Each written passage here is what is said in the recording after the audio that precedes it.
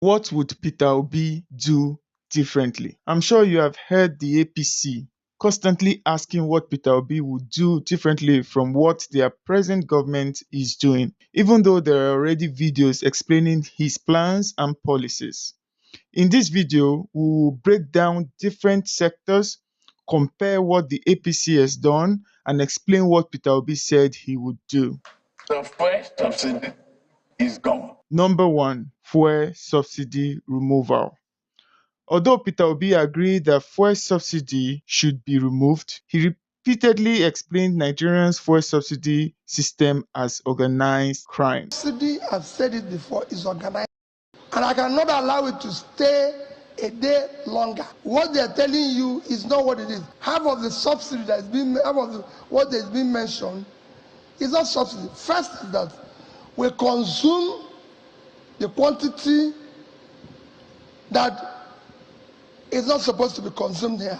However, unlike Tinubu, who announced the removal of fuel subsidy on the very first day of his inauguration without proper preparation or alternatives in place, I've consistently maintained that I would have removed the fuel subsidy.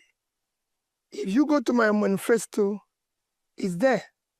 Steps I would have taken to do it in an organized manner. There was nothing wrong in removal of subsidy. What is wrong is the haphazard way in which it was announced and implemented. Everybody knows that the subsidy regime was a solution of criminality, that there was a lot of corruption surrounded with it, which needed to bundle that aspect out of it, do it in an organized manner. And since you're doing it for savings, we're told we're doing it because we don't want to continue to borrow to continue the subsidy. And the removal of it will be able to have available funds to be invested in critical area of development. With honest things, billions saved. Where is it? Where is it invested in those critical areas of development? They said they've given the money to the governors. That's what. No. They said they've increased their FAC allocation. We're fine.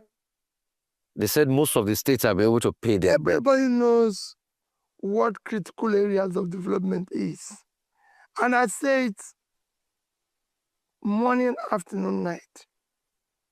It is education, health, and pulling people out of poverty. Rufai, is any of these three, has it improved? No.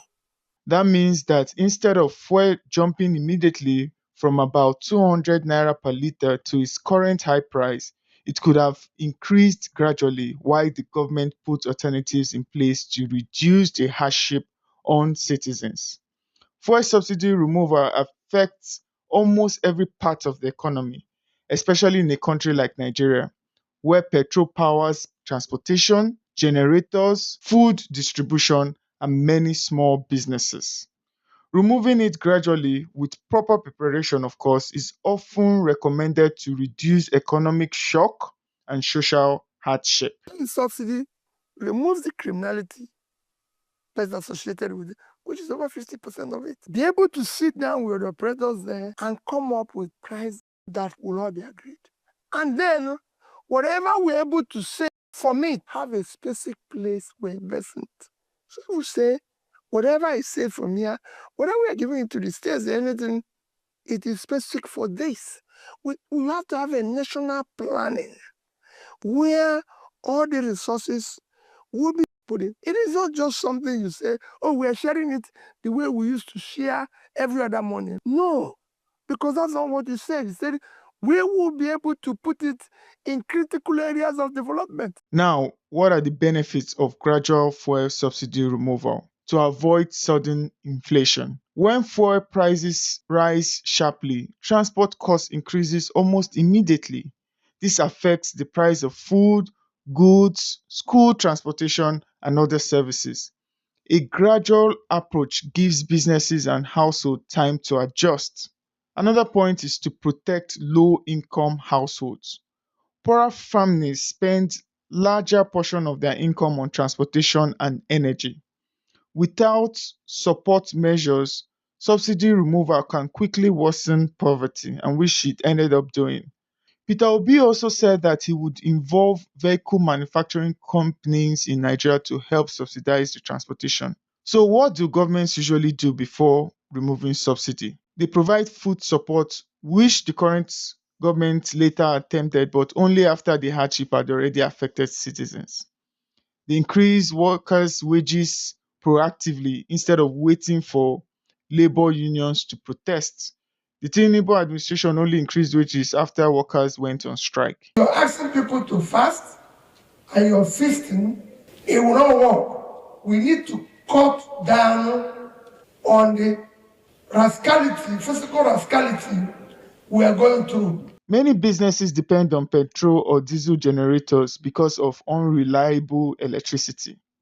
Sudden fuel price increases can force businesses to lay off workers, increase prices, or shut down completely.